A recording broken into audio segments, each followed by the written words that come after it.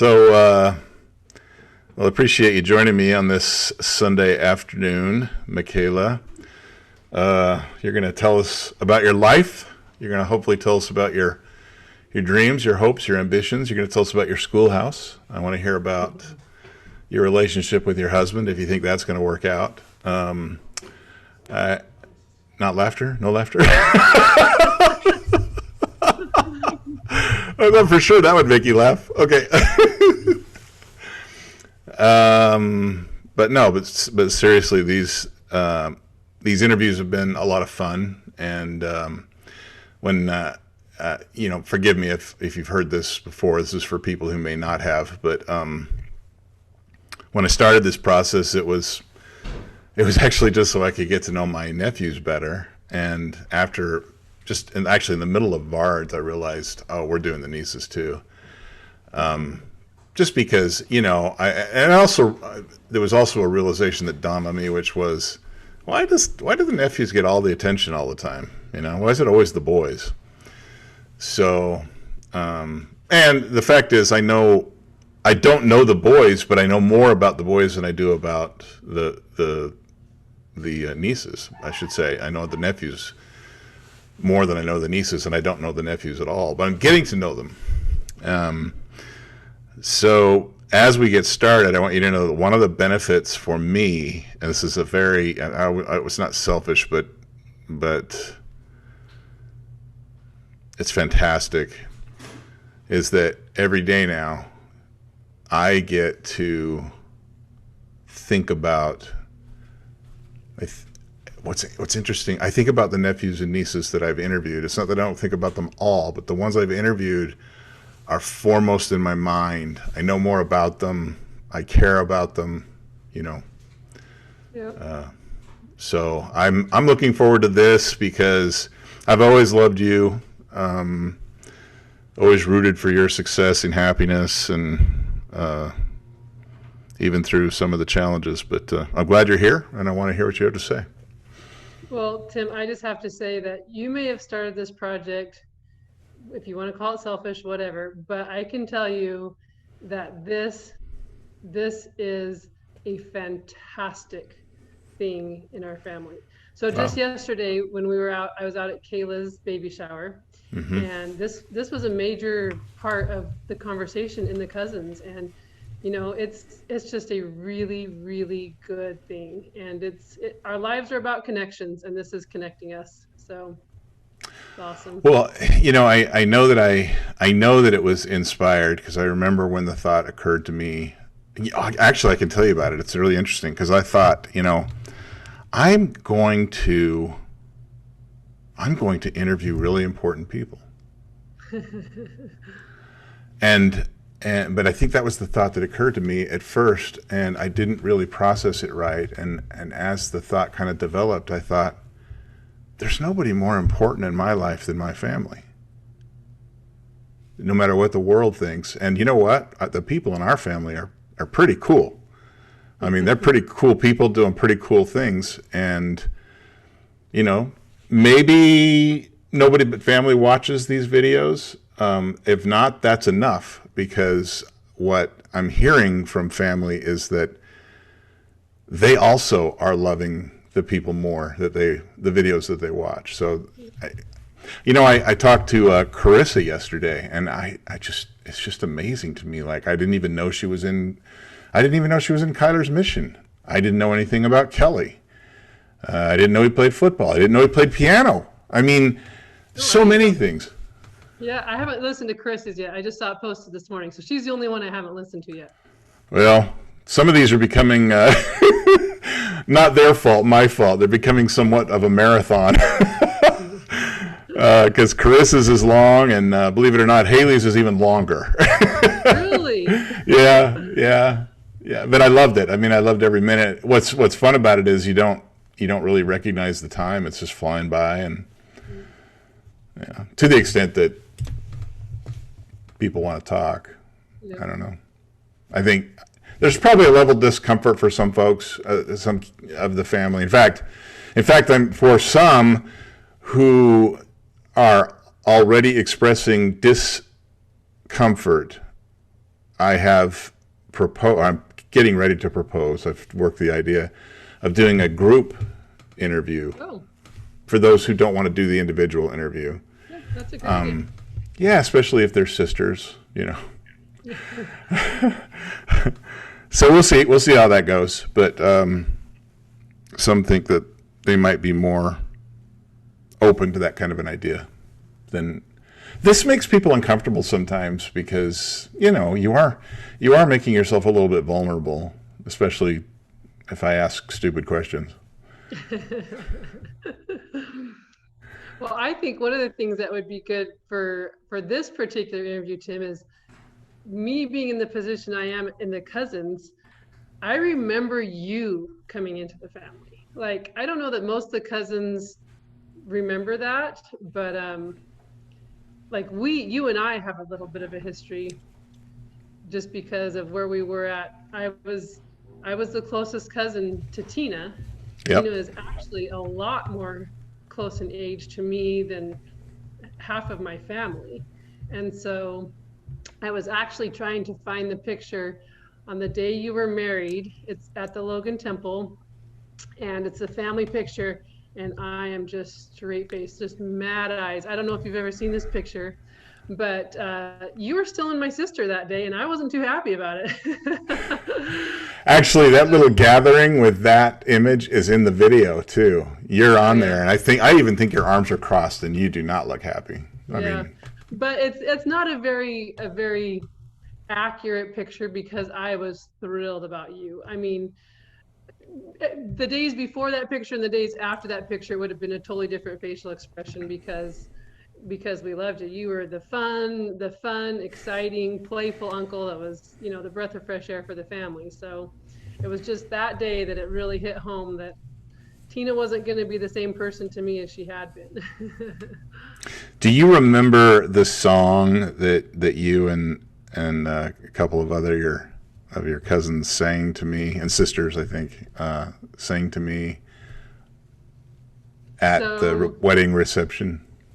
So I actually... I think it was the reception. Yeah, it was the reception. I dug out a picture. I don't know if I can get this. So yeah. That's us at that point. Oh, yeah. And the song was actually all the girl cousins at that point, at least the older ones. And we had just rewritten the words to the tune, the Armies of Helaman. So I don't remember the words in particular, but we had put our own words to that song for one. I can tell you the words that stick in my mind. Consider yourself a part of us. That was that. I think we might have done two numbers. That was the one my mom kind of headed up that we sang, and then there was this other one that us girl cousins had kind of made up. We were always putting on a show. So yeah. Well, I think I'm actually glad that we're doing this now.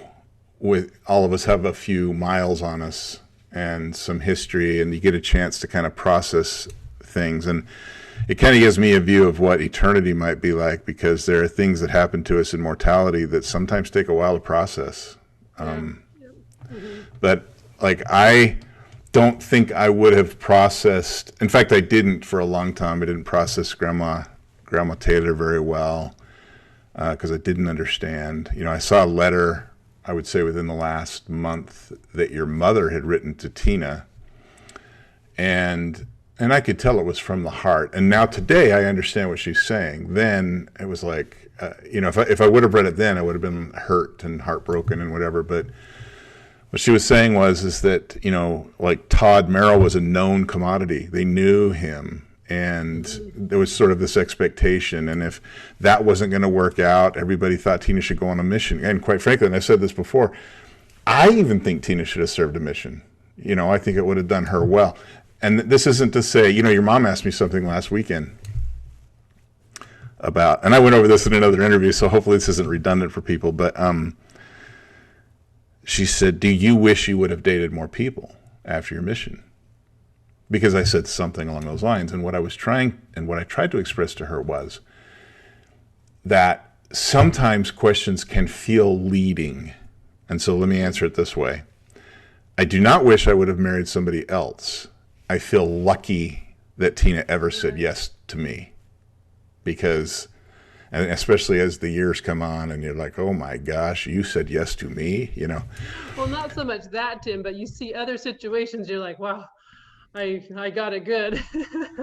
I did, and I think, you know, sometimes when you're looking for, why does Heavenly Father overlook my service in the mission field? Why does he feel like I don't need this blessing or that blessing? And today, even, I just, through the cousin interviews, actually, I started processing, Heavenly Father has blessed you in ways you haven't ever considered. And Tina's just one of those ways. I mean, she's a fantastic woman. You don't realize that till you've faced some storms. Yeah. So, but I also count now. This has been fantastic for me because I have lots of cousins on my side of the family, and they aren't nearly as friendly to me as the cousins on Tina's side of the family are. So, I mean, I love all you guys, and but you're right. You and I have had I think, a good relationship. It's been interesting. I think we haven't always known exactly how to relate to each other. There's been some awkward times, I think, and part of that clearly is my issue. But I want to talk to you. I mean, I want you to talk to me about where you're at with. We've been open about it, so I'll just use the words and be vulnerable because we're using them. We use worse than depression. So how's the depression? Well, I like you said, you don't want to beat a dead horse, right? But right. There's been enough content or enough comments through all the different. You have to address it. I need to say something, right? Yes. So I won't be too redundant, but one thing that I can say, my struggle was pretty much out in the open, as opposed to a lot of people's struggles.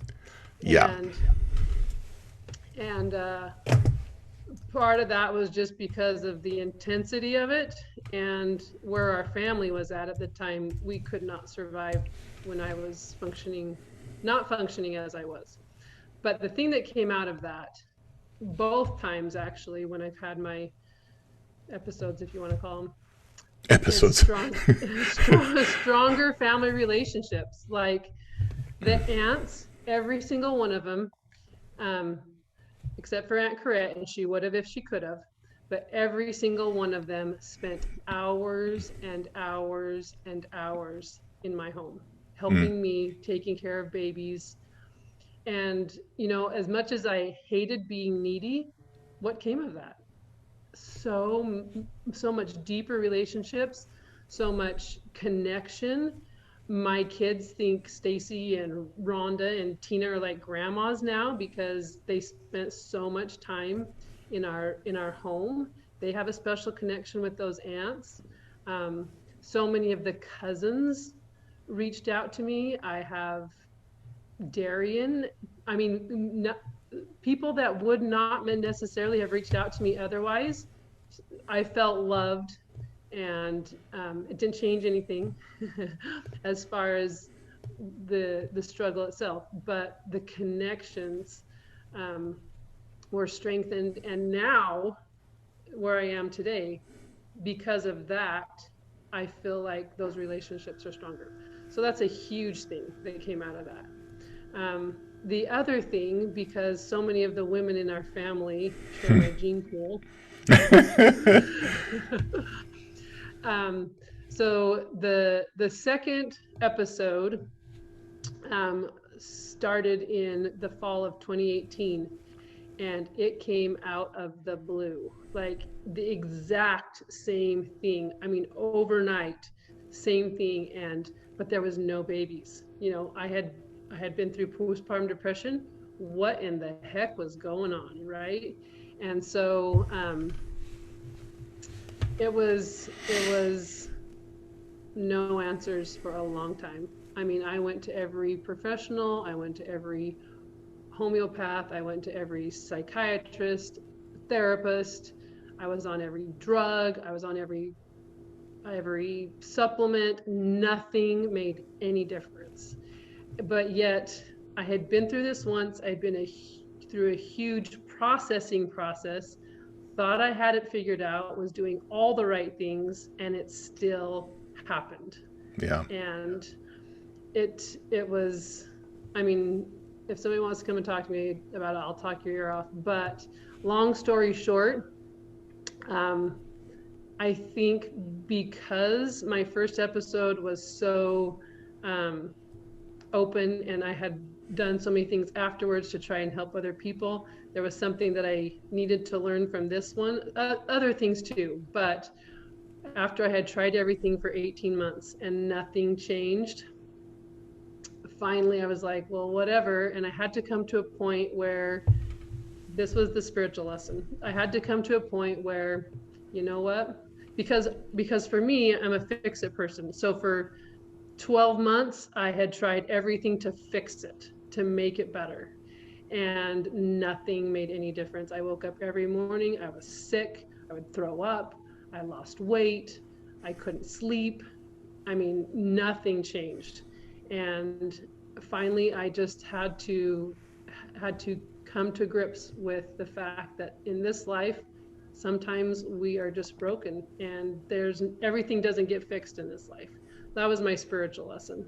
And that was a tough one to swallow. That was dang tough to swallow, because my spirit is independent. I like to take care of myself and take care of people around me. I don't like it in reverse. And so that was really tough. But the other thing I had to learn was, after 18 months of this, finally I was just like, whatever.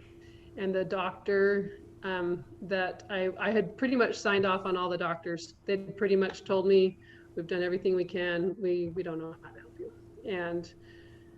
But there, I was just going to this one last appointment and just going to live with what deck of cards I'd been dealt, hand of cards. And he just said, why don't we just try a birth control? Why don't we just try putting you on birth control? Progesterone, because I told him that I have a family history of breast cancer and stuff like that. So he was just going to put me on a progesterone. And I crashed really hard one more time. And within 2 weeks, I was like, the clouds parted and the nausea went away. And within 6 weeks, I'd gained 20 pounds and I was feeling like myself again.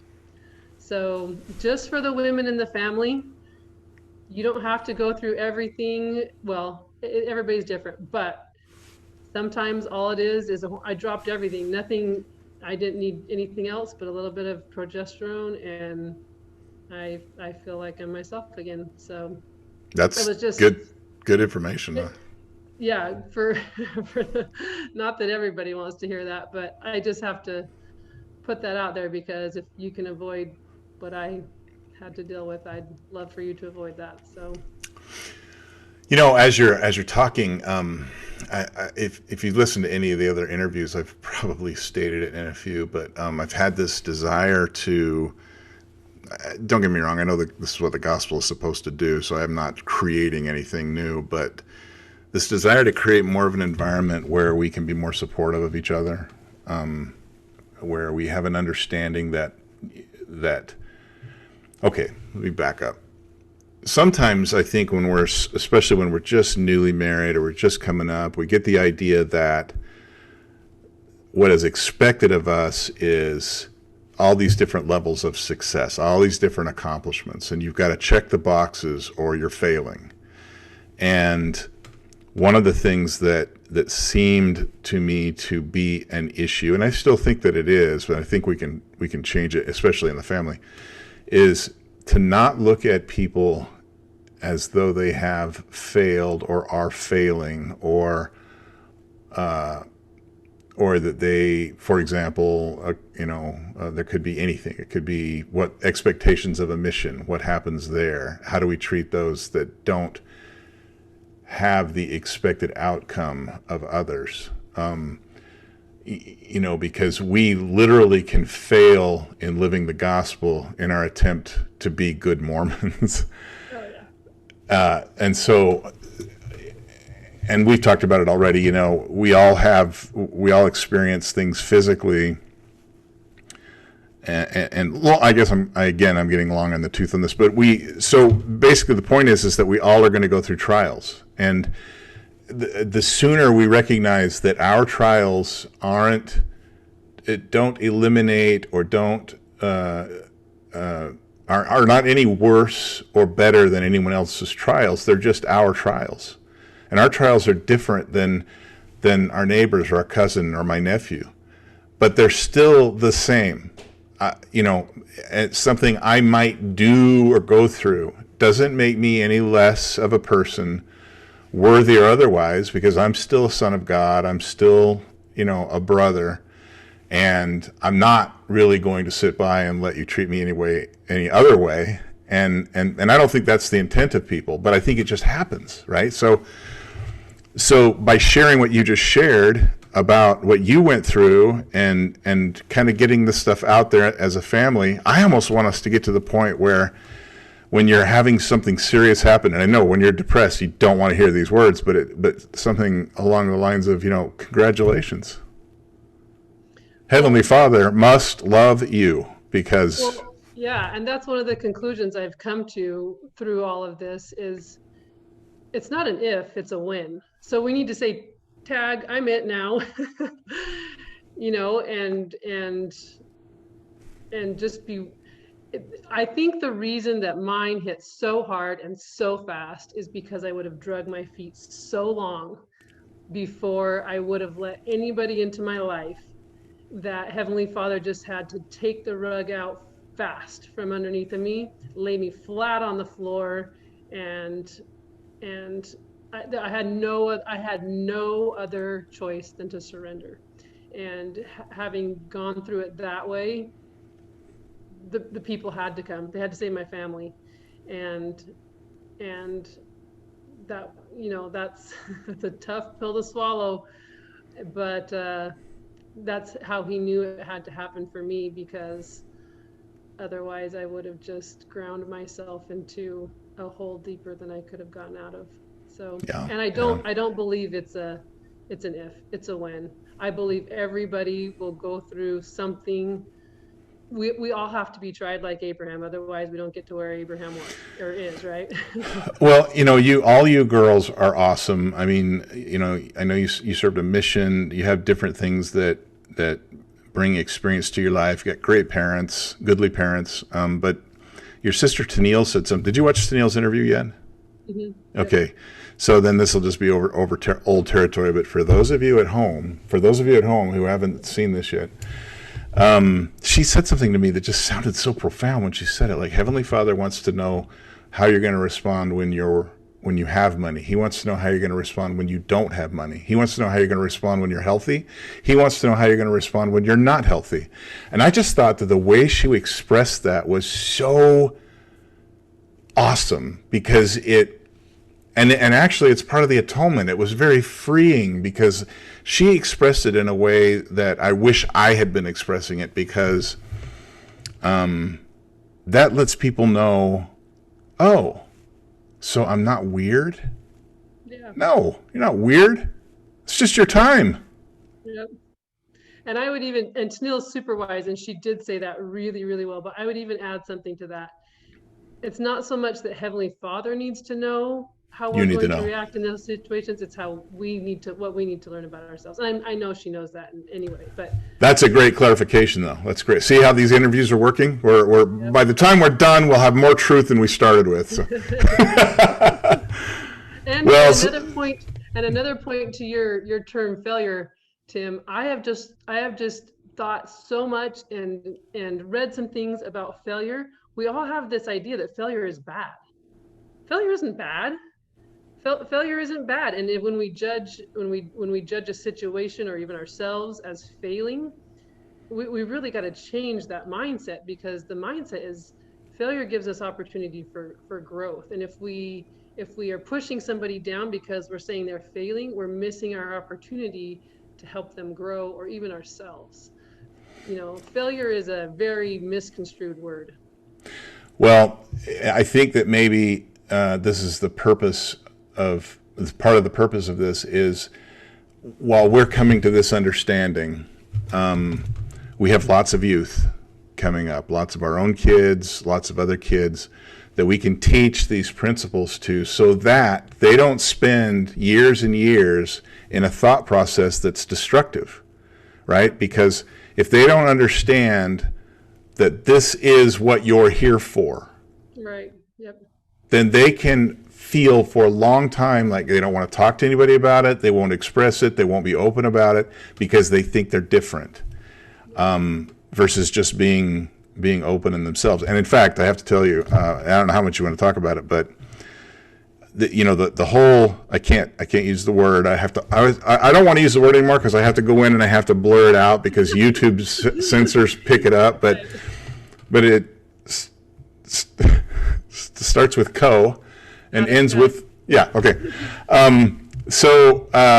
I did not even know. I mean, I knew other people were going through this trial, but I just spent so much time talking to Kyler about his mission and what he was going to experience, and the MTC and all that. He didn't get to go to the MTC in Provo. There are blessings that came to him doing it at home, and I know that.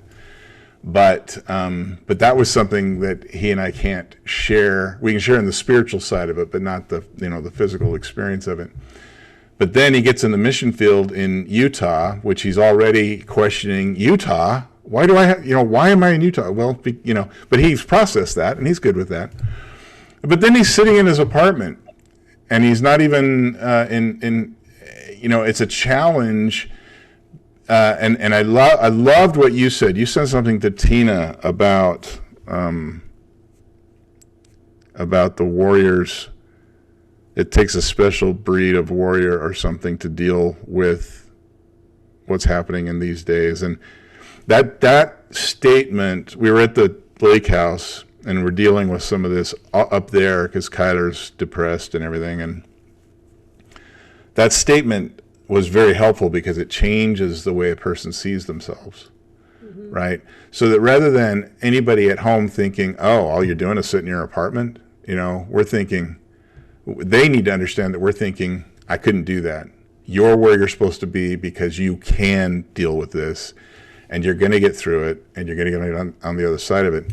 Because honestly, I do not believe that if that happened to me on my mission, that I could have sat in an apartment in New Iberia, Louisiana, without going absolutely nuts. I had to for about a month or 6 weeks while my companion was sick. I did go nuts.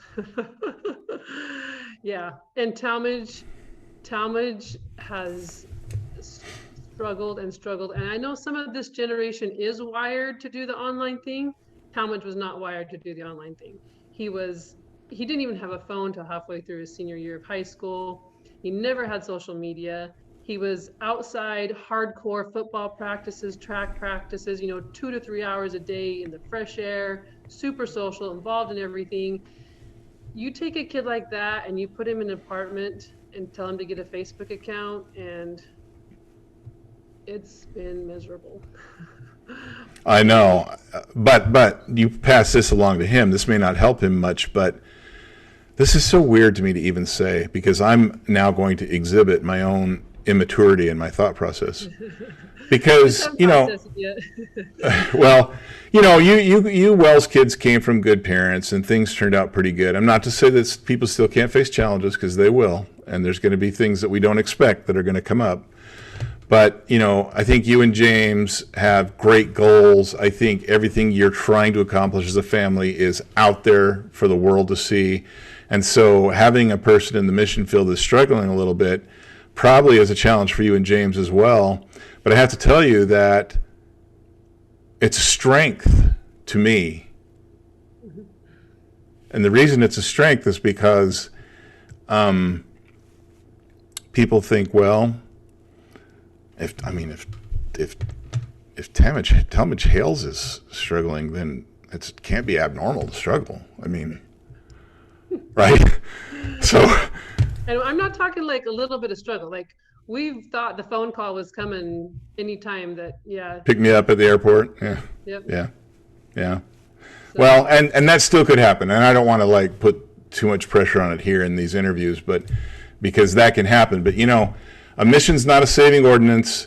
We're going to do the best we can. I think he's going to be successful. He's going to stay out there. I think everything's going to be fine. But, these things do happen. And our challenge, again, because I saw this a lot before and after my mission, our challenge is no matter what happens, we have to love. We have to love. Right. And for James and I, we've had to go through this process of, okay, what's the definition of failure? Is coming home from a mission failure? Oh, well, maybe it's not.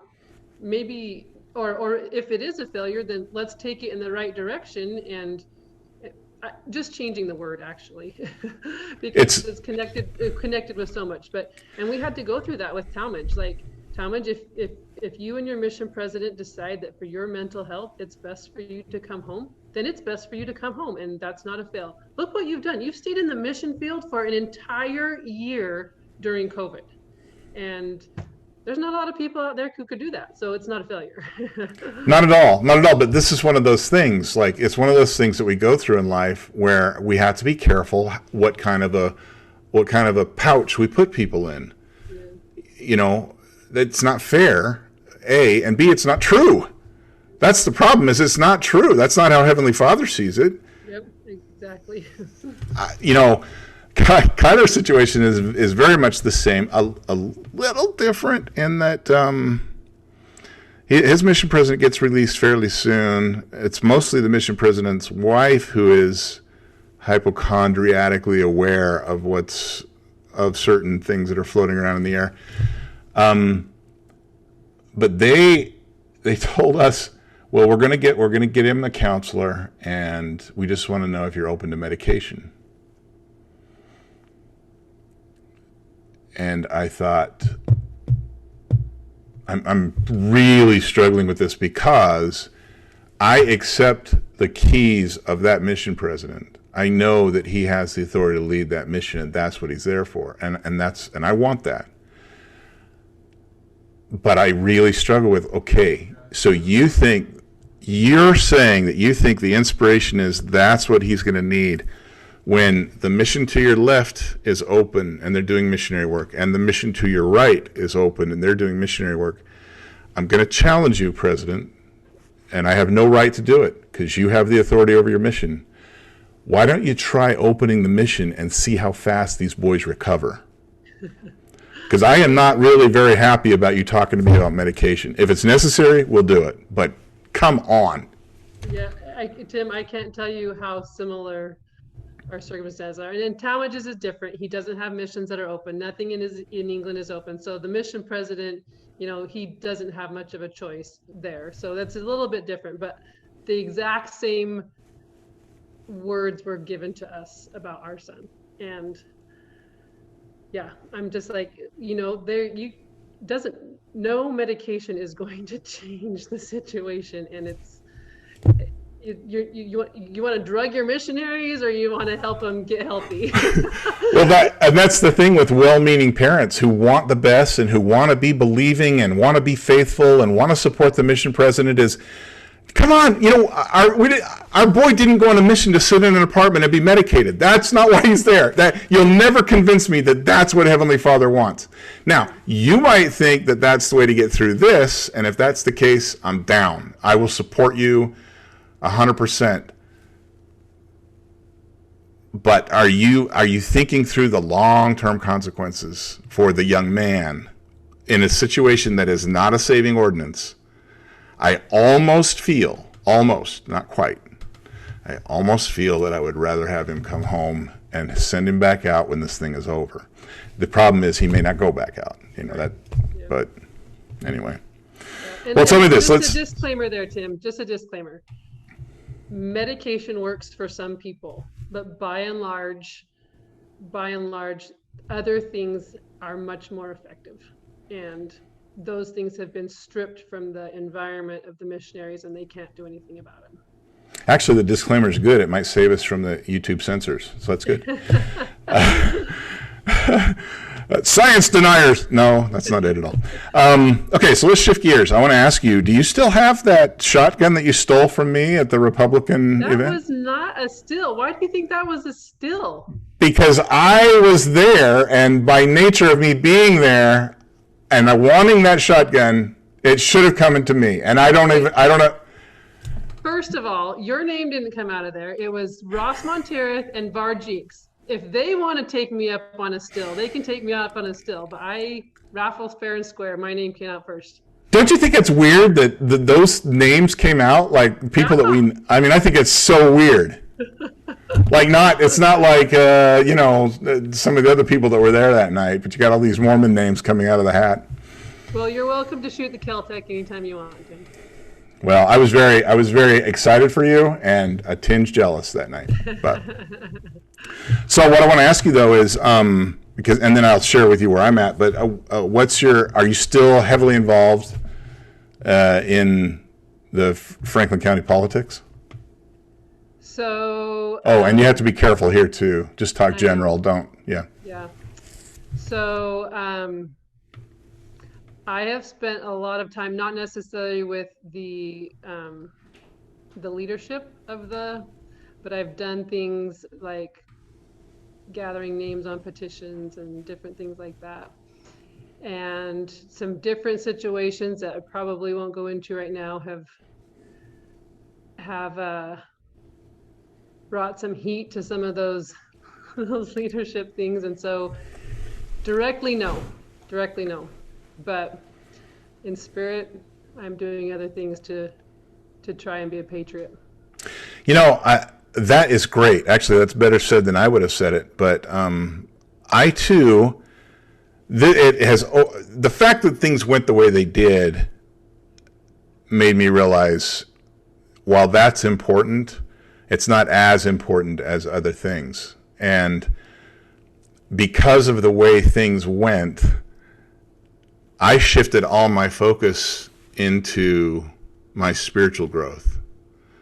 I mean, all of it. Like I was so heavily involved in certain aspects of what was going on, and you know what they were, that, and maybe you could say maybe even I lost focus of the other, but I feel like that's really important. And because I believe the Book of Mormon to be real and true, and there are reasons why, and we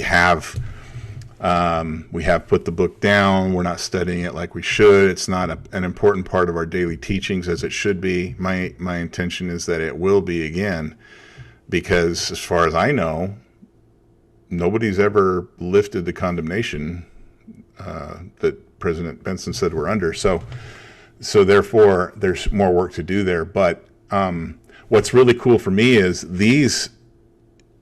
what we're doing right now is an offshoot of that energy being shifted away from things, and maybe it was Heavenly Father's hand, I don't know, but shifted away from things that are less important to things that are probably way more important. Or maybe even that aren't gaining any traction. Better said. Like I have spent so many hours trying to go through due processes of change and reform. James has been recently, in meetings with county commissioners and city planners. Nothing changes. Nothing makes any difference. And we are trying to, we've tried to go about it legally and intentionally. And, I've stood on street corners and walked parade lines. I've been spit at, yelled at, flipped off. And and this whole situation of the last year or so, different things have come to my mind, and I felt like I was reading headlines every time I opened my Book of Mormon list. Yeah. Like it was like almost unreal, and so I get maybe this is a good segue into what I'm doing right now in my life. So Ronald Reagan said freedom is only a generation away from extinction. I think we're probably past that point. And so I feel like the best thing I can do is rekindle it in the youth, in our children. And so, just watching I only watched part of the first presidential debate. I couldn't stomach it, Tim. They couldn't even talk. They couldn't even carry on a conversation because of the contention. It's embarrassing. It is embarrassing. I was just sick. And I think that, I think that our only hope is with fresh minds and if we can teach them. So as I've studied education, because I've got into this one-room schoolhouse thing, I've realized, so one-room schoolhouses were education in the up until the early 1900s. Some even existed into the mid 1900s. But these were community hubs. The schoolhouse was the hub of the community. They rallied around the schoolhouses, whether you had kids in school or not. They came together, they built and maintained their buildings, their grounds. Everyone was involved in the children's performances. These were a community hub. And they dissolved when the experts came in and basically decided that they could do a better job, and that they got defunded. The little communities, their teachers that they would choose, families chose the teachers would often live with the families, they got defunded. And so all these kids were filed into rank and file K6, middle school, high schools, on a big scale, run by the government. And someone actually put it into words. Maybe I shouldn't put it into words on this one. Just choose them carefully. They're like, it was someone I was just talking to recently, and even though I knew this in my mind, they said, isn't that COMMUNISM? I'm like, oh yeah, that's exactly what that is. And anyway, so the whole idea of training all of the children in America one way leads to one outcome. And so we have got to break that cycle. And the interesting thing is that the educational outcomes just keep lowering and lowering. Oh man. And lowering. And so we're not even like meeting the minimal standards here anymore. And so anyway, it's been a huge awakening for me, all of this has. And so I tell you, it has been a thrill for me to teach 3rd, 4th, 5th, and 6th graders the Constitution, George Washington, Abraham Lincoln, the Civil War. And I mean, anyone, even people, I don't even know if authors like David Makala, I have no idea what his faith is, but even authors like that cannot argue that weather won the Revolutionary War. Who's in charge of the weather? Oh, good point. Yeah, good point. Whether it was freezes or snows or thaws or storms or winds, it's just that fingerprint is all over the Revolutionary War, and it's just undeniable. And now that's interesting. I didn't know you were like doing almost an overlay, because that's really cool. That's a whole new way of thinking about that. Yeah, it's so. Have you read any of Tim Ballard yet?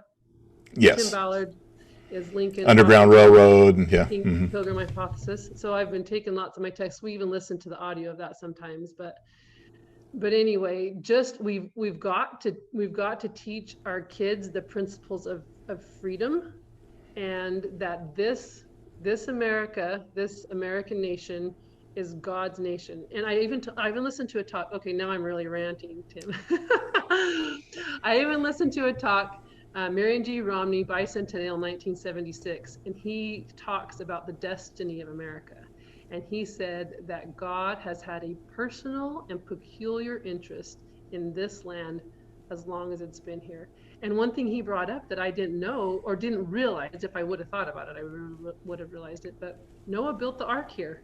I had never really thought about that every dispensation just about has a footprint in America, that his interest in America is peculiar and personal, and that the American covenant stands. It's never been rescinded. And so we've got to raise a righteous, informed, critically thinking generation. That's the only way things will change. Well, I'm noticing, this is metaphorical, but I'm noticing behind you the whiteboard and the light coming in the window. And I'm just reminded that the light of the education that you're trying to provide for those kids is so much different than the powers of darkness that have captured so many classrooms.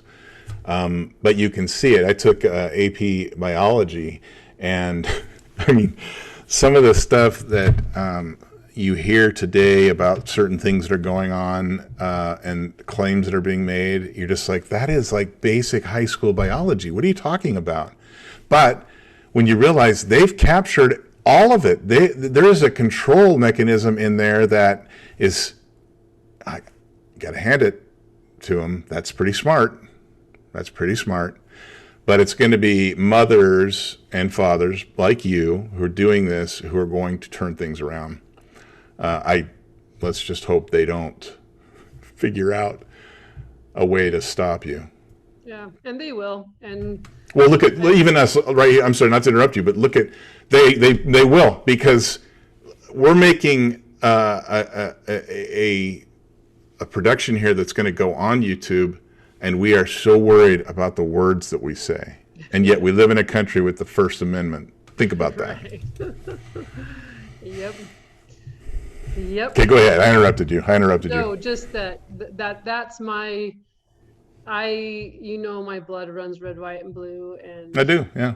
And I have just been sick, just for the longest time, sick about the state of our nation, and this is a little glimmer of hope for me, that if there is anything that, because I've spent hours and hours doing other things, nothing makes a difference. If there's anything that I can do that will make a difference, it will be in our homes. And we've always been told that it will be within the walls of our own home. And this is pretty much it. I think what you're doing is very impressive. I mean, I know that it shifted for me too, but I think that you're trying to influence young minds is powerful. You got, how many kids you got? 10? Well, 10 9 kids right now, one moved. How many more can you take, or is that you kind of limited at 10? Just for the situation. Well, the way that I believe education works best is everybody at their own level. No boxing in expectations. Everybody's, so to do that, I can't have more than about 12 kids, because otherwise they don't get the attention they need. Gotcha. And what are you calling it? What's the school called? My little school is Glory Academy, but the way that it's being perpetuated is one room schoolhouse. So it's going to look a lot different for everybody else. That's what I've heard. One room schoolhouse. Okay. All right. Cool. Well, see, that's another one of those things. That's just so impressive about the family. I really hope that your example in this area motivates other young mothers like you to grab this thing and yank it back and own it, because you're right. This is the only thing that's going to make a difference. I look at some of the kids that are in their 20s. They don't understand what's going on. And nobody knows really what it was like when you were free. I'm seriously. I mean, the boxed education was well underway by the time I got there, and I figured it out, right? I figured out the system. What did I learn? I'm not sure, but I figured out the system. So I think it just started. I think that outcome-based education, they didn't call it that back then, but I think it just started when I was entering high school, because I remember some of the things they were teaching, and I remember some of the science teachers. These guys are even all members. But I remember asking certain questions, that today makes sense. Like, I understand what they're trying to do now. Back then, I just thought I was dumb and didn't get the education. This is different than what my mom told me. I don't understand. So I just want to applaud you for what you're doing. And for anyone who watches this video, if you don't know the intricacies of what Makala is doing with her educational facility, and I think it's over the garage of their house, call her, talk to her, because this is fantastic, and this is the way we actually might make a difference. Yeah. And the thing of it is, and the reluctance I'm getting from people who are like, yeah, this is awesome, is it takes a sacrifice, right? Oh yeah. It takes a sacrifice, and we as parents have got to be willing to make that sacrifice to do this. Otherwise, we're on a slippery slope.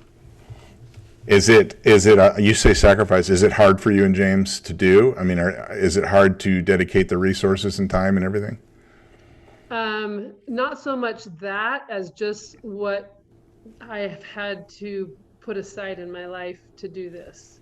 Right. I haven't been grocery shopping very much this year, nor cleaned the house very much this year. Or, we all have 24 hours in a day, right? Fortunately, James and I feel both very strongly about this. He's awesome about letting those things go, not complaining about what the house looks like or the empty fridge. And he does a lot of Walmart grocery pickup. So I mean, we're together on the issue, the thing that's most important. It's the adjustments in life that are going to be sacrifices for people, to make. So. Well, you're a leader. I feel like my job is slightly different but similar. What people need, and I've seen this over and over again, they need one person to lead out in a certain area to make it okay. They need one person who has the courage to stand up and say, nah, we're not going to do it that way. For them to go, yeah, that's how I feel too. We're not going to do it that way, But there's a lot of people who think similarly to us, who are timid, and maybe they're cowed by the powers of darkness. I don't know. That just need to know about what you're doing. I think in my own small way, I hope that I don't even know where these things are going, but these interviews are a good start for me because I think it's going to start with the people that you love. It has to start with your circle. Yep. And then work outward from there. What all we were trying to do before was start on the outside. No. Yeah. No, you can only influence change from inside. You can Absolutely. The heart has to be changed, and we have to start with those that we know. Yeah.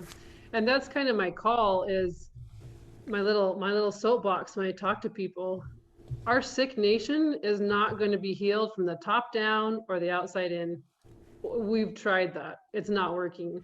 It is going to have to heal from the inside out. So the thing I like about our past almost leader is, in spite of his brashness and his irreverence, and there's a lot of things that, you almost could have said, man, is the guy the anti-C? I mean, because in some ways, he emulates the anti-C, and yet he doesn't, but sort of. But there's a lot of things that he taught us about being bold and about not things. Right. Doing things just status quo. Yep. Don't cow. Don't bow. Don't cow. Don't be intimidated. You know what? And if you have a person who stands up there and who behaves in much the same way that way, but who has morals and values and courage to live his life right, that person or her, I don't want to leave out the hers, the she's. I'm not one of those, Tim. Yes, you are. Yes, you are. But that's really all it's going to take. And I think people, I can't even use the name, but there are people who are involved now. If they just, I don't know, it's like they need to take a step back from some of the places where they're at and look at the big picture, because you're in a place where you could literally lead and the people would follow. But you don't exhibit leadership skills. You exhibit cal skills or observations that are more important. It's quit making yourself the subject of importance.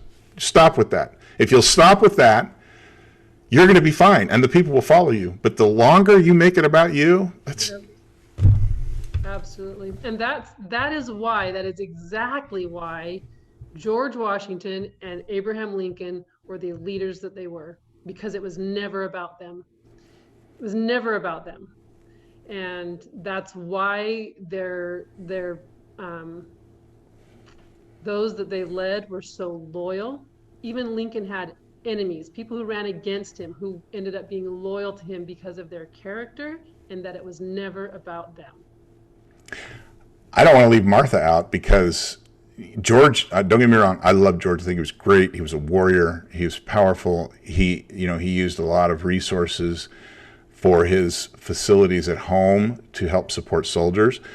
But Martha's money was in there too. Oh, it was Martha's money. It was Yeah. her estate. Yeah. And he couldn't have done what he did without her. And I think that's really important. Yeah. That's exactly right. Yeah. And Lincoln was supported likewise, you know. Yeah. Mary Todd, did Mary have money? Um, it was his mother who came from a wealthy family. I'm not sure about Mary Todd at this point, but the moral support. Oh, okay.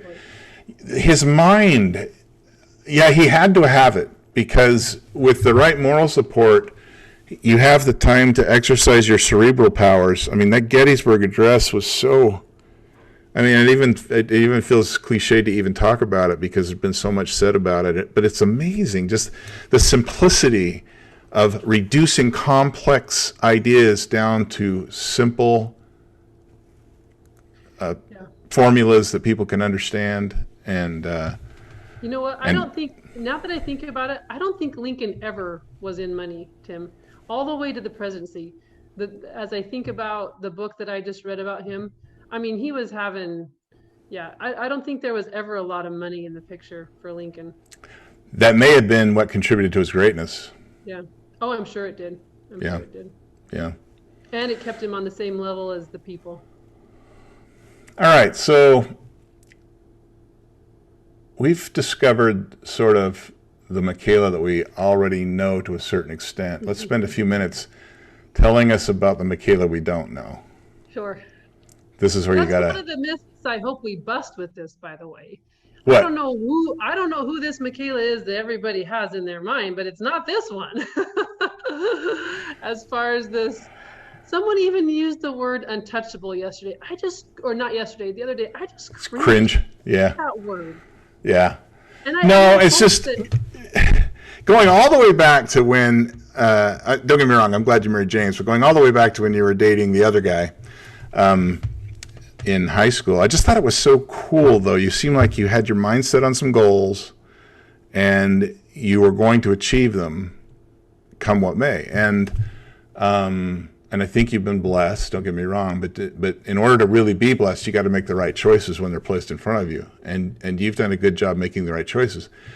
I know that you're fallible. Actually, it's one of the things I love about you is that I think things go well for you, but nobody sees the struggles. Nobody knows the dark times. Nobody knows, like even for me, nobody knows the witch's hours where you're up in the middle of the night, you know, and your mind's kind of going crazy. And I know that you have things like that nobody understands. And so it can be a lot of pressure, but you got to rise to it because you are a leader. It doesn't matter really whether you want to be or not. That's your burden. It's my birth order is what it is. Maybe so. Maybe so. I tell Kyler all the time, you know, it used to be cool to be the oldest cousin. It's not so cool anymore. Now you're the cool one.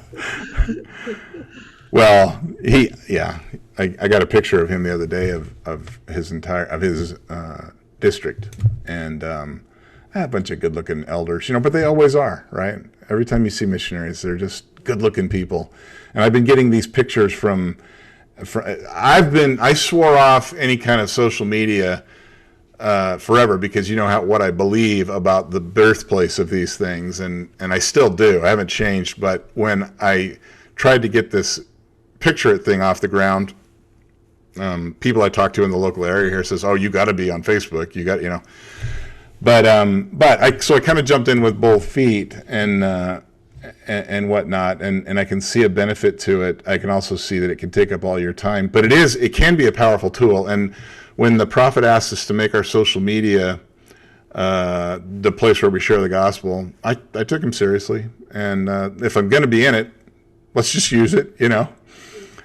So I haven't really changed my opinion of it that way, but it's almost like we make things that had a sort of an evil purpose initially, and Heavenly Father has a way of turning them around. Mm-hmm. It's fantastic. Yep. Every evil can or every good. I mean, they're opposites, right? Sure. There's going to be the double-edged sword every time. God will use it for good, Satan will use it, and that's Facebook to a T. I mean, it has great power both ways. Well, if they thought it was going to be a tool for a certain use, and I've talked to you about this, but we literally have overwhelmed those massive servers with good. I mean, they are inundated with messages of good, and to the point where engineers who work in these areas have actually said that's the way to defeat what some of the services had in mind is they can't handle this data. There's too much data. It just happens to be most of it is good. So I hadn't heard that. That's awesome. yeah, we're overwhelming their servers, and so it's like thin thread. It doesn't even. Maybe I shouldn't have said that word. I'm gonna have to blurt that out. But thin thread can't work if it's a fat thread. I mean, you know what I mean? Like I look at the stuff that like I like connecting with people now only because there's like the gazillion connections going every which way. Just try to track them. I dare you. Yeah. But anyway, I have to tell you though, I feel a special connection with Kyler of all your kids. yeah, I'm so grateful that I was where I was at the time that Tina started working, and I got to pick up Kyler every day from school as a kindergartner, and we got our afternoons together. And then I ended up substituting once in a while at the high school when Kyler was there, and got to see him. And he would always come and give me a hug. He just doesn't have any pretenses about awkwardness, and no. I loved it. He's I just think it's cool how the oldest and the youngest can still have that connection. I think it's awesome. That is cool. Yeah. Yeah. I hadn't really thought about it in those terms, but you're right.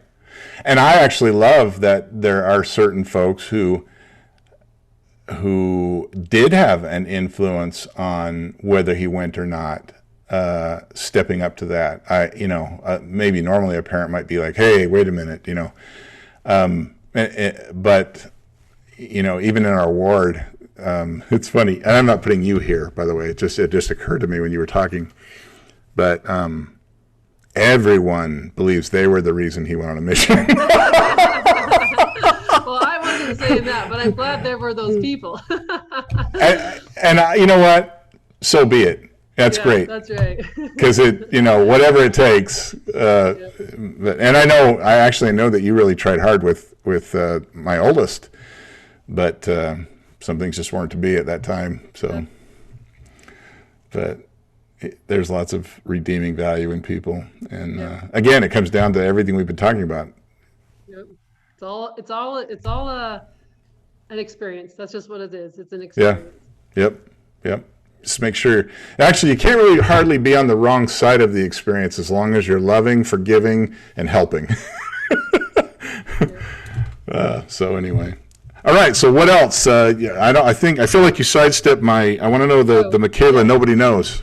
So the Makala nobody knows. This is going to be uncomfortable for you if you reveal something nobody knows. Like, what do you struggle with? What are your fears? What would be a normal fear that anyone else might struggle with that they would never expect Makala to struggle with? And this is going to be hard for you because, don't get me wrong, I mean, I'm not putting you in a box that's untenable, but I know we all put out there a certain persona that we want believed about us. I mean, that's how we carry ourselves. That's the thing. Sometimes it's more real than others, but there's always that thing where we're like, oh, I know the truth about me in this area.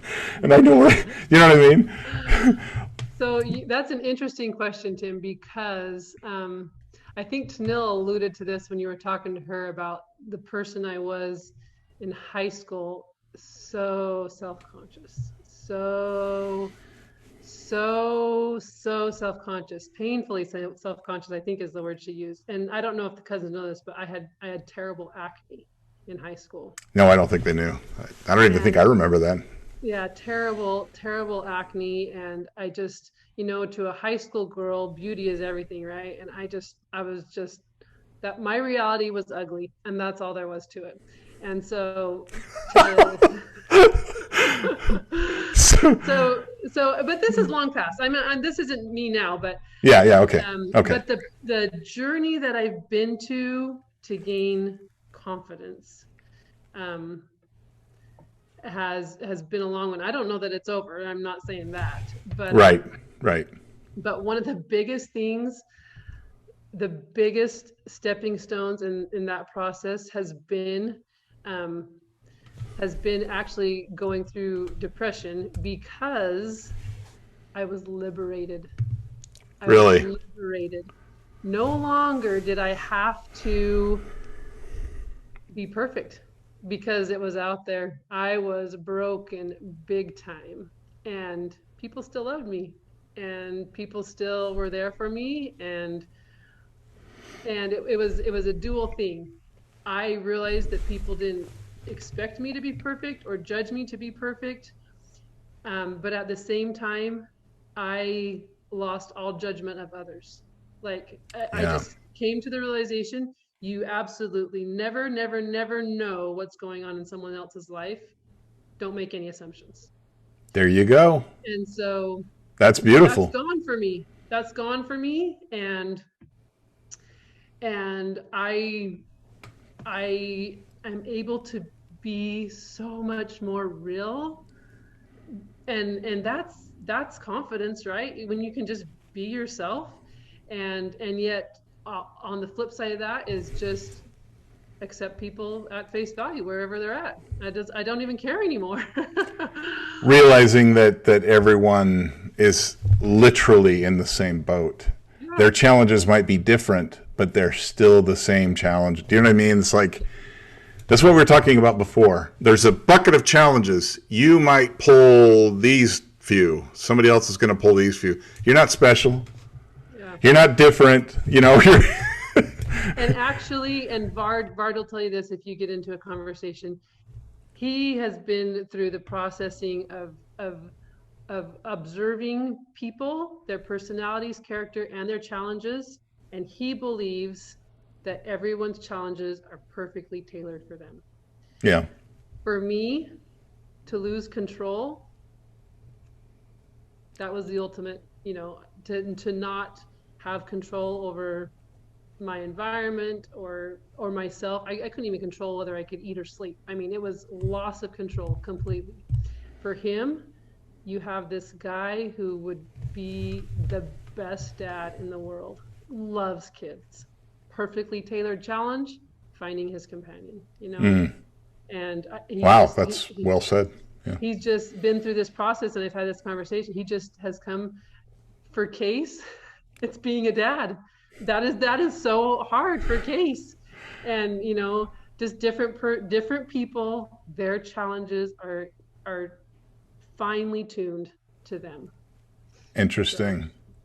And I can even see, as you're talking, it's like the genius of the plan, because we sort of, I've heard this said before, we create our own challenges. And what you just said makes more sense, because of course we do, because they're perfectly tailored, but Heavenly Father made the plan so that they would be, and then lets us learn to observe ourselves.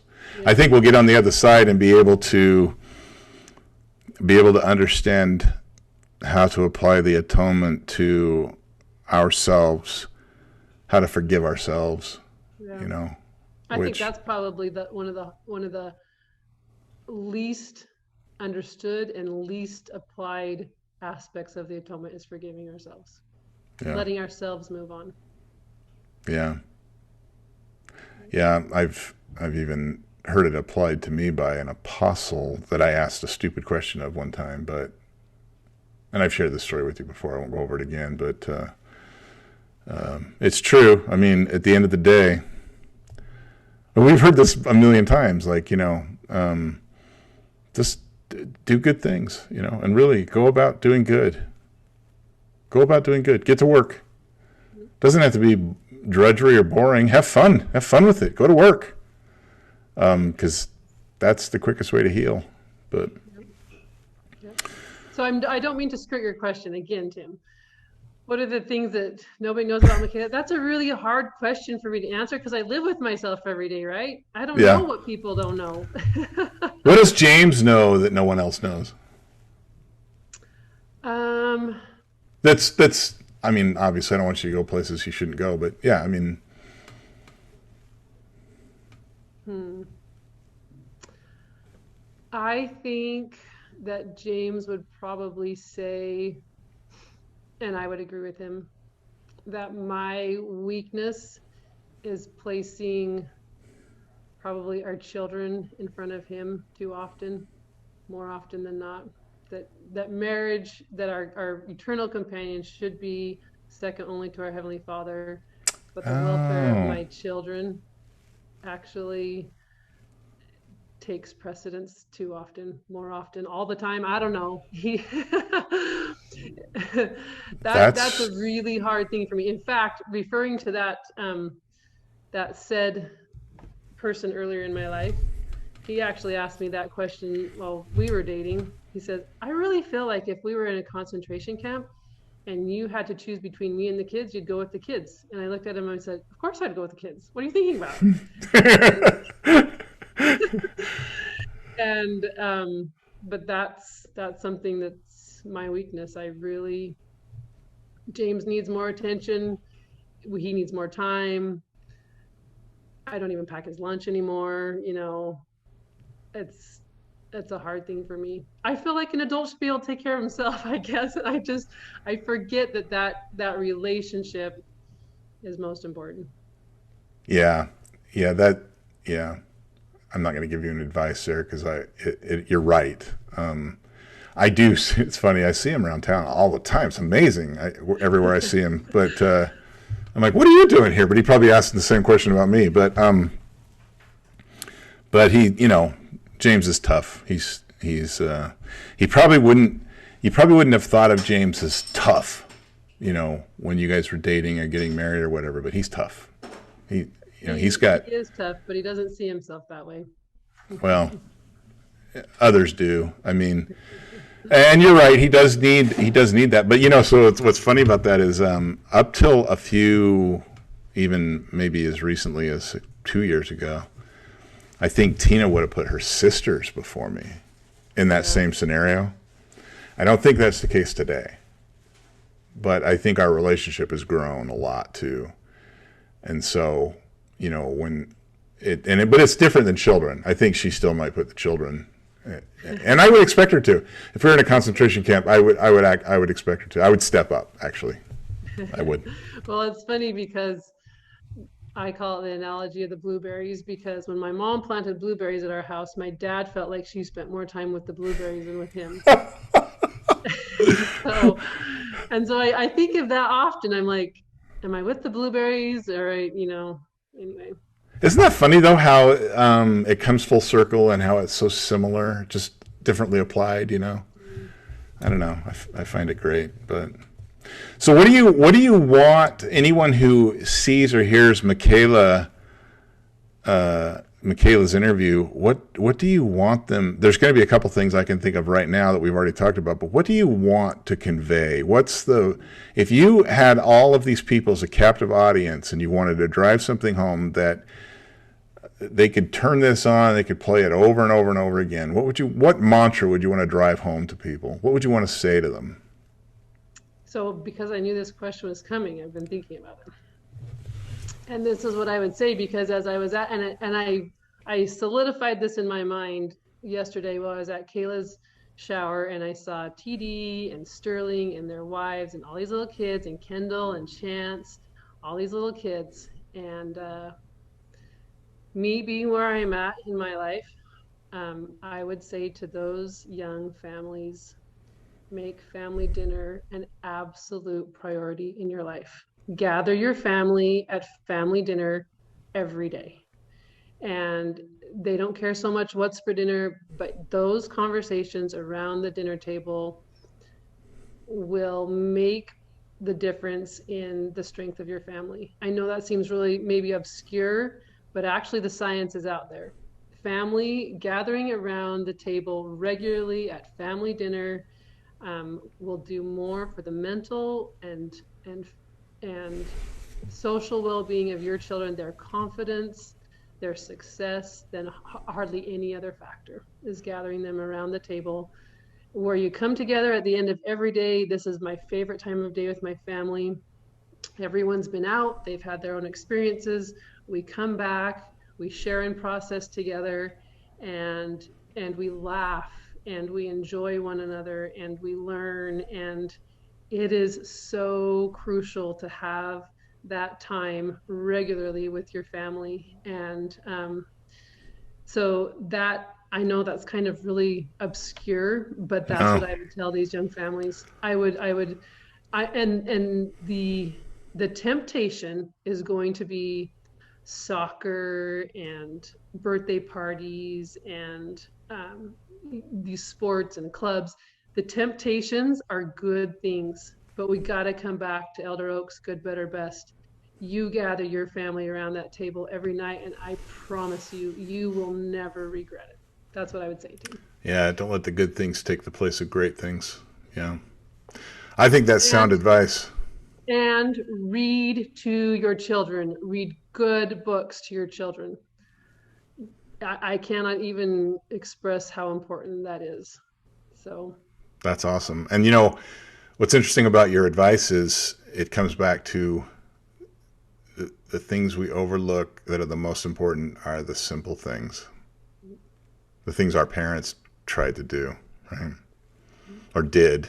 My parents, I mean, we had dinner together every night. yeah. So great. I do have to clear the record on a few things though, Tim, Oh, okay. before we end. Let's hear it. Okay, so Uh-oh. my Wait, am I in family, trouble? Am I in trouble before you go? my family has, in the course of these interviews, been painted as something that was strict. Okay, I just have to say that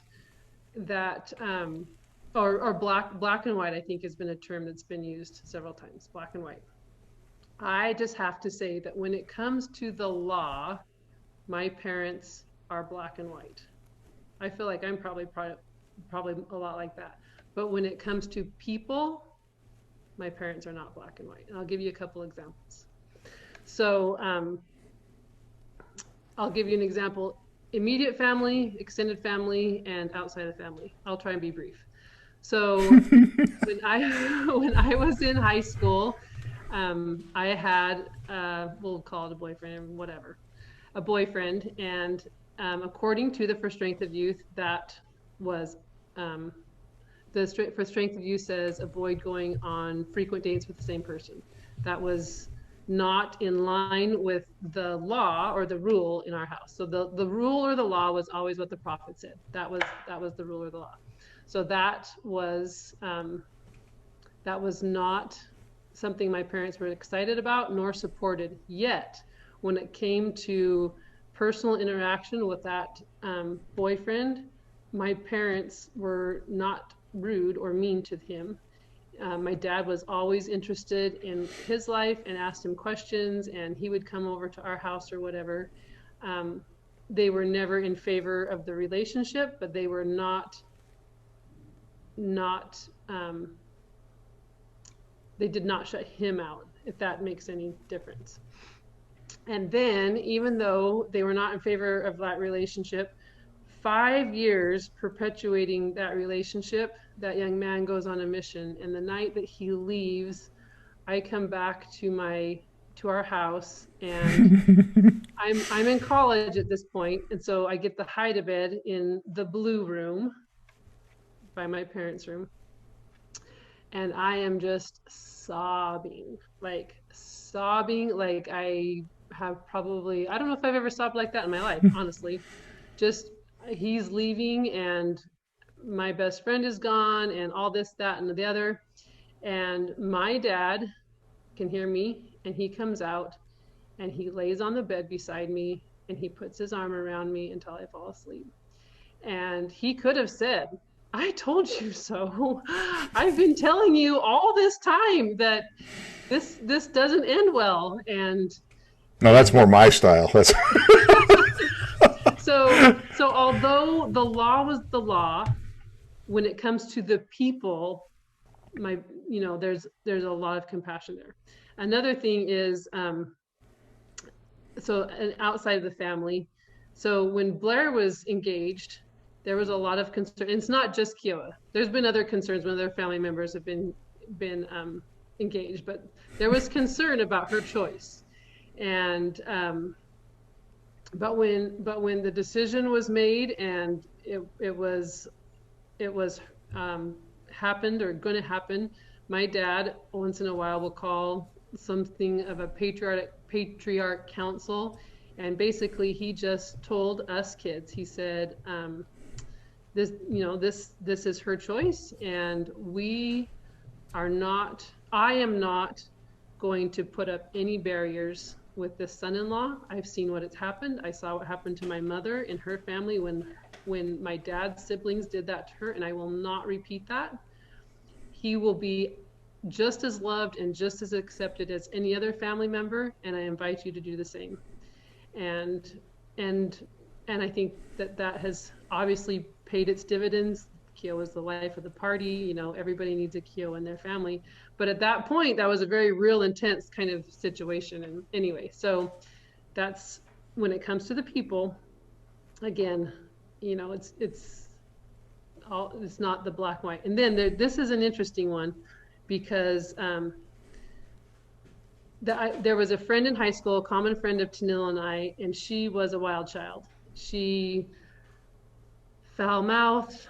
She was the one who took me over 100 miles an hour for the first time. She was reckless. She dabbled in alcohol, drugs, whatever. But as things happened over several years, she and I reconnected a couple of years and spent a lot of time together. And we were kind of just thinking about, why are we friends? Why are we friends? And she said, and she's not a member of the church, she said something that I thought was really interesting. And she said, of all of the different people, I felt the least judged in your home. I could just be me, and I was accepted at the Wells house, and that's why we're friends. And so I guess our house might have been strict in the sense that things were black and white by the law, but when it came to the application of it or the people involved in it, it was never harsh or punitive or anything like that, I guess. I've never heard my mother say anything unkind or judgmental about anyone except for Hillary Clinton. You might have to. Well, we'll forgive her for that. So the law is black and white in the Brockentire home, but the application of it when it comes to people is a different story, I think. So I just wanted to clarify that. I think, and I think it's exemplary that you kids love your folks so much. And that's something that's come out of every interview. But beyond that, something that's been made recently that I've realized has been made in every interview also, which is not that there can't be problems, but you say what you want. The results have been, for your family, have been fantastic. Your parents made the sacrifices and did the things necessary to set you kids up for success spiritually and otherwise. And I always hesitate saying stuff like this because it almost takes away people's agency to make mistakes, because people are going to make mistakes still. They're going to make mistakes. Even your brothers and sisters are going to make mistakes. But I think that the proof or the evidence of the effectiveness of your parents in raising you kids is just in the way that you guys have all turned out. I mean, I think it's fantastic, extraordinary, really. I'm gonna. This is a scripture that. So I was on a walk with a good friend whose son came home from a mission early, and we were talking. I just wanted her to be able to talk, and we were walking, and she said something that that has just stuck with me. She said, the success of parenting isn't that our children turn out perfect or make all the right choices. And she talked about 2 Nephi 25:26, and it says, we talk of Christ, we rejoice in Christ, we preach of Christ, we prophesy of Christ, and we write according to our prophecies, that our children may know to what source they may look for a remission of their sins. If our children know what source they can look to when they fail, when they make mistakes, when they've got a result they don't like, when they know to what source they can look for, that is when we've done what we needed to do. Yeah. And that really stuck with me. And it's not that, any given scenario that we see, we've established, that's not really what it is on the inside. I mean, everybody's got their deal, but if we know to whom we can look, that's where it counts. No, I don't disagree with you, and even what I'm about to say doesn't disagree with you either. It's that we are in probationary state. We're humans, and we're walking this earth together. I have people that I have made the exact same impression on as has sometimes been expressed about your folks. And yet we're able to reconcile, we're able to come together. I'm able to set that aside, even though like your parents, I got to talk to them over the weekend, by the way, because we were all together. I know, I'm jealous. Well, I think, when I was kind of watching your dad when we were, I got to be careful here. I was watching your dad when he was listening to one or two of the interviews that I thought was, and he processed it pretty well. I could tell he was smarting pretty good after one of them, and I just said, hey, all of us, myself included, Brock, we're all going through a process where we're learning, we're developing, we don't know who we are. Believe it or not, some people in your family don't quite yet know who they are. And maybe even some of what they said is true, but that is not something that you should let bother you.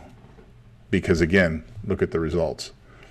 And they were great. I mean, your dad and I went for a ride in his pickup looking for, we found some trails for side-by-sides and ATVs. I mean, it was just fun. It was just fun to hang out. And, I was watching a Western movie or two on the day that we were supposed to leave, and they were all sewing, in that room. And I heard about that. I mean, it was fun. I just thought it was more fun than I've ever had with your parents. Good. Yeah, and I don't know that I've ever seen them differently. I saw a different side to them, maybe. And I actually think that, who was it that was saying this? Might have been Haley. I don't know. It could have been Bart. But, I'm so excited. I do care. I'm going to go to the farewell and everything, and I'm excited about that. But I'm even more excited to see them when they come back. Because even at... even at their advanced age, but even at their age, they're going to change. Your mom's going to have experiences because she didn't serve a mission yet, and this is going to be a great opportunity for her. But they're going to have experiences together that are going to be so fantastic. I think they're going to see, even for them, they raised you guys so well, but they're going to see things too that are also still going to open their eyes even more, and they're going to be even better, if you can imagine it, when they get back than they are now. I'm just tickled for my mom. When you think about her life, what percentage of her life has been lived in the same house, in the same community, in the same ward? She is going to just have her eyes opened to people. And my dad's such a people person anyway. They're just gonna love it. I'm so glad they're going to Montana so that they can actually see people and talk to people. And I'm super excited for my mom to have an out of Basin City experience. They'll thrive. They'll thrive for sure. So, it's all right. I feel like you cleared up one misconception. Was there others? As far as By the way, Tennille and Haley both did too. That's one thing you need to know, that if you didn't know it already is, and I love this about you kids, is you guys will come to the defense of your parents anytime, anywhere. I love it. It's Well, fantastic. it was a pretty idyllic childhood, despite how my dad probably thought he was failing all along the way.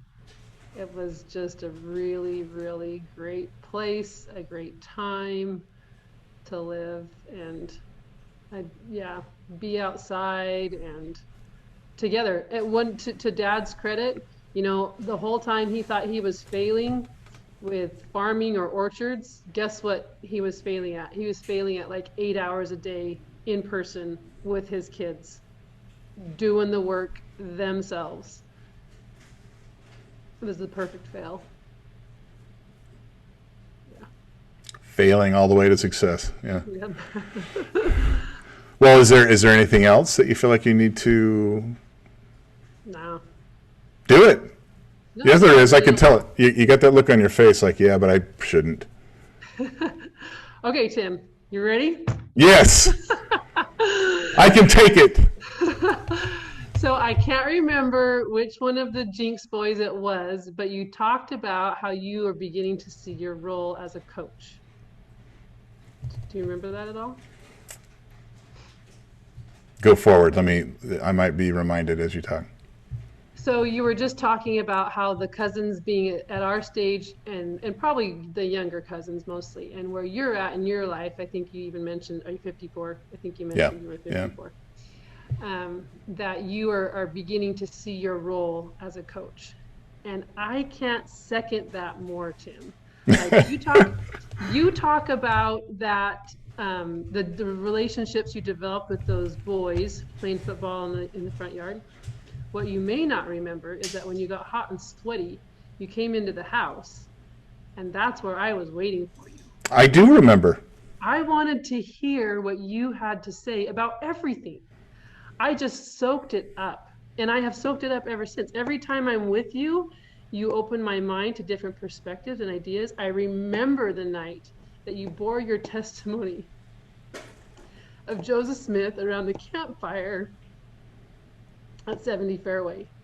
And we need our coach to be present. We need you, Tim. And what you're doing right now is the beginning of that. And I love it.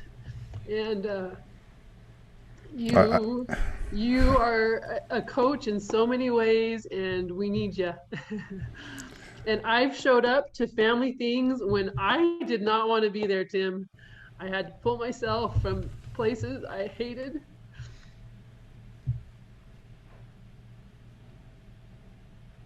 Because family's where it's at. And every time something that somebody said lifted me out a little bit farther, picked me up for that day. And it's I have to. it's gonna be a long haul for all of us, and we got to be there for each other, and we need our coach. We need lots of coaches. Well, thanks for saying that. I have to be a coach because I'm not much of a player. That's so not true. Coaches don't become coaches without experience, Tim. I mean, Well, have some sort of the other. yeah, I don't know. I mean, like, I appreciate you saying that. Those are very kind things to say. And also, at the same time, sobering. Because, Blair mentioned it. I think it was your dad that started the teaching in your family, but I worry all the time that I'm going to be the empty chair. Well, you can fill it anytime you want. See, you're so practical, It's a choice, Tim. It's up to you. I mean, if you want to be there, you can be there. You just got to make a choice. If you don't. It's up to you. No, You know. I've told you this before. I've told you this before. You don't know what it's like when you're not there.